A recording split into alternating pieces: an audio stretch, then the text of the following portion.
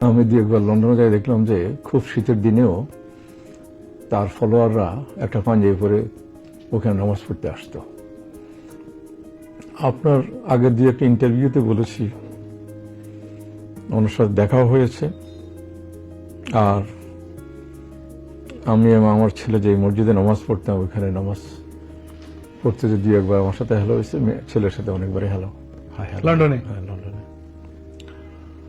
তো মূলত আমি যদি একটু ব্যাকে যাই, যদিও তখন অত ভালোভাবে মনোযোগ দেইনি, পরে শুনেছি, বলেছি, দেখেছি যে 2001 সালের সেই ইলেকশন সে সারা বাংলাদেশ চষে বেড়িয়েছে এবং ইয়ংদের সাথে তার একটা সংযোগ হয়েছে। এবং এটা এই জন্য বললাম, আমি একবার লন্ডনে যাই, দেখলাম যে খুব শীতের দিনেও তার ফলোয়াররা একটা পাঞ্জাবি পরে ওখানে নামাজ পড়তে আসতো।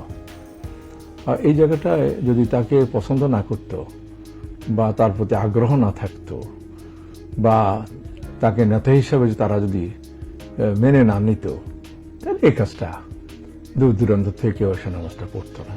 আপনাকে এই খবর আগেও বলেছি। 2001-এর ইলেকশনে তার সাথে যেই প্রত্যন্ত অঞ্চলের যেসব লোকদের সাথে, যেসব ছেলেদের সাথে যোগাযোগ হয়েছে, তারাই কিন্তু এখন মিডল এজ। এবং এবারে দেখে মনে হলো এদের সাথে লন্ডন যাওয়ার পরও ওনার বেশ যোগাযোগ ছিল, যার জন্য ওনাকে দেখার জন্য সবাই হুমলি খেয়ে পড়ছে। আমি সেদিন একটা ভার্চুয়াল ইন্টারভিউতে দেখলাম, সম্ভবত নরসিংদীর কারোর সাথে উনি ওইভাবে ভার্চুয়ালি যোগ হয়ে উনি কথাবার্তা বলতেছিলেন। তো একজনে খুব কৌতূহল বশত জিজ্ঞেস করল, নরসিংদীতে কতটা পুকুর আছে? উনি ওনার মাথার উপরে, অফিস যেখানে করে লন্ডনে, মাথার উপরেই নরসিংদীর ফাইলটা নিয়ে বলল যে 1 বিঘার উপরে যতটা পুকুর আছে সেইটা বললেন উনি। 1 বিঘার নিচেরটা উনি কাউন্ট করেনি। এবং এটা এন্ডোর্স করেছে ম্যাডাম খালেদা জিয়া অন্য একটা কোনো মিটিংয়ে, বলছে যে দেখো বাংলাদেশের কোন জেলায় কতটা পুকুর আছে, এটা তার নখদর্পণে। তো এর মানে কি তার রাজনীতিতে প্রবেশ করার পরে তার একটা আগ্রহ ছিল, বা নিজের মতো করে একটা প্ল্যান করেছে, যেটা তার অভিব্যক্তি সেদিন জানিয়েছে। আমি গতকাল 2004 সালের একটা ইন্টারভিউ হঠাৎ করে দেখলাম মতিউর রহমান চৌধুরী সাহেবের সাথে চ্যানেল আইতে। সেটারই মনে করেন মডার্ন ভার্সন হলো এই বক্তৃতাটা। সেখানে একই রকম জিনিস অন্যভাবে বলেছে। এবং তাকে জিজ্ঞেস করা হয়েছে, আপনার বিপক্ষ তো কথা বলতেছে। উনি বলতেই পারে, এটা তো আমি কিছু করতে পারি না, আমার ভালো কাজ যেমন আছে, হয়তো আমার কোনো কাজ পছন্দ হয়নি, তারা বলতে পারে। আমি যে জিনিসটা আপনাকে বলতে চাচ্ছি,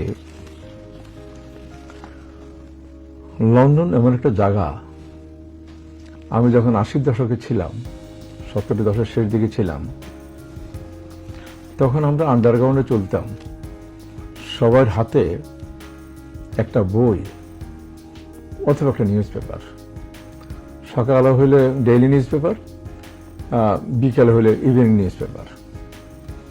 সেটা 12-14 সালে যখন গিয়েছি, সেটা রিপ্লেসমেন্ট দেখলাম হাতের মধ্যে একটা ছোটখাটো কম্পিউটার, ও দিয়ে তারা বইপত্র পড়াটা আগাচ্ছে। ওই সোসাইটিতে যে এত তাদের যে এত সারা দুনিয়া তারা রাজত্ব চলে যাওয়ার পরও এই দেশটা এখন টিকে আছে। এটার কারণ হলো তাদের লেখাপড়ার স্ট্যান্ডার্ড, ইউনিভার্সিটিগুলো ভালো, এবং তাদের মানে সোসাইটিটা সবাই লেখাপড়ার মধ্যে ব্যস্ত থাকে। আমি এই মুহূর্তে স্ট্যাটিস্টিক দিতে পারবো না, কথার কথা বলতেছি। বাংলাদেশে শুনছি সারা বছরে অ্যাভারেজ 62 ঘন্টা পড়ে, আর সেটা ব্রিটেন আমেরিকাতে অনেক বেশি। ওদের পার্ট অফ সোসাইটির কাজ হলো লেখাপড়া জানা। ইভেন উত্তর কোরিয়া পর্যন্ত ওরা ডেইলি একটা সময় নির্ধারণ করে রাখছে এত পড়াশোনা করতে হবে। আমার ধারণা তারেক রহমান সাহেব উনি এই কাজটা করেছেন। ওইখানে নিউজ পেপার বেশি পড়ছেন, নিউজ দেখেছেন, বইপত্র পড়েছেন, আর তাছাড়া ওনার পুরো পরিবারটাই পড়ার মধ্যে আছে। ওনারাই হার্ট স্পেশালিস্ট, পড়াশোনা করতে হলে হয়েছে। মেয়ে বার করেছে, মেয়ে তো লেখাপড়া করে ওখানে অনার্স করছে, তারপরে বার করেছে। এগুলা সহজ ব্যাপার না, পড়াশোনার স্ট্যান্ডার্ড না থাকলে ওখানে ঢুকতে পারে না। তাহলে ওনার বাড়ির মধ্যেও একটা পড়াশোনার পরিবেশ ছিল। আমার কাছে মনে হলো ওনাকে এই পড়াশোনা করে ওনার এডুকেশন এবং বিহেভিয়ার এবং কর্মদক্ষতাকে এনরিচ করেছে। সেটারই বহিঃপ্রকাশ সেই দিনের বক্তৃতায় পেয়েছেন। উনি রেডিক্যাল কোনো বক্তৃতা দেয়নি, হিংস্র কোনো বক্তৃতা দেয়নি। ওনার মোদ্দা কথা, সবাইকে নিয়ে শান্তভাবে দেশকে উন্নতি করার জন্য ওনার প্ল্যান আছে। আচ্ছা, বক্তব্যে একটা জিনিস সব পত্রপত্রিকাও এসেছে যে আমিত্বরা নাই আমাদের। উনি যেটা একটা ফলো বলছে যে মার্টিন লুথার কিং এর সেই বিখ্যাত আই হ্যাভ এ ড্রিম, এটা আমরা বহুবার শুনেছি। I have a dream, one day I will reach the promise land, এরকম কিছু আছে। উনি অতদূর না যেয়ে অন্তত বলছে যে আমি I have a plan for my country এবং I have a plan for my people. তো এটা যেহেতু আপনার যদি যতজনে ধরেন এইভাবে প্রভার জীবনে যে অন্তরীণ ছিলেন, উনি বিদেশে তারেক রহমান সাহেব যে অন্তরীণ ছিলেন, 17 বছর দেশে আসতে পারেনি, কোথাও যেতে পারেনি, একমাত্র বাসা বাড়িতে ছিলেন, অথবা তার নেতা নেত্রীরা, তার সমকক্ষ সহযোদ্ধারা ওনার সাথে দেখা করেছে অনেকে। কিন্তু মানুষ তো লন্ডনে থাকে, যারা ইউরোপে থাকে, তারা বছরে একবার বাহির হয়, বিভিন্ন জায়গায় যায়, মানুষের সাথে দেখা করেন। উনি এগুলো কিছুই করতে পারেনি। উনি লন্ডন কেন্দ্রে গিয়েছিলেন, লন্ডনের বাসভবনে ছিলেন সবসময়। আপনি দেখেন নেলসন ম্যান্ডেলা 26 বছর ওনার জেলে ছিল। তো একটা দেখলাম যে একদিন উনি একটা রেস্টুরেন্টে খেতে গেছে, যে লোকটা তাকে পাহারা দিছে এবং তাকে সময় মতো পানি দেয়নি, সেই রেস্টুরেন্ট সেও খেতে গেছে। তখন উনি ওকে ডাক দিয়ে বলল যে আমাদের সাথে বসো। সে কোনো দিকে না তাকাইয়ে তাড়াতাড়ি খাইয়া চলে গেছে। তখন নেলসন ম্যান্ডেলার বন্ধুরা বলল যে কে ওরা? ওই আমার পাহারায় ছিল, আমাকে সময় মতো অনেক কিছুই দেয়নি। এখন আবার আয়াতুল্লাহ খামেনি প্যারিসে ছিল, উনি 15 বছর পর রেভলিউশন করে দেশে ফিরছে। হয়তো ওনার 15 বছরে সবার সাথে যোগাযোগ করে একটা টিম তৈরি করেছে, বিভিন্নখানে সবার সাথে ভার্চুয়ালি যোগাযোগ হয়েছে।